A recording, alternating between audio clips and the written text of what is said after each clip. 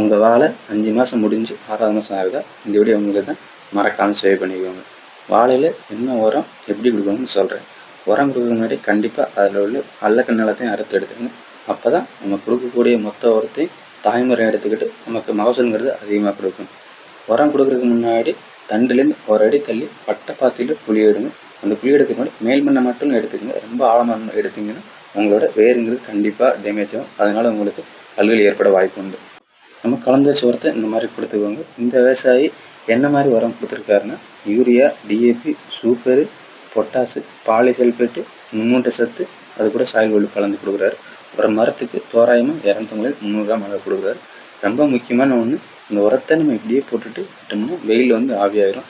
கண்டிப்பாக நம்ம எடுக்கக்கூடிய இந்த மேல் மண் நிலத்தை மறுபடியும் இந்த மாதிரி மூடி விட்டோம்னா தான் உங்களுக்கு நல்ல ரிசல்ட் இருக்கும். இந்த வீடியோ உங்களுக்கு பயனுள்ளதாக இருந்தால் இன்னொரு விவசாயிகளுக்கு இந்த வீடியோ ஷேர் பண்ணுங்கள்.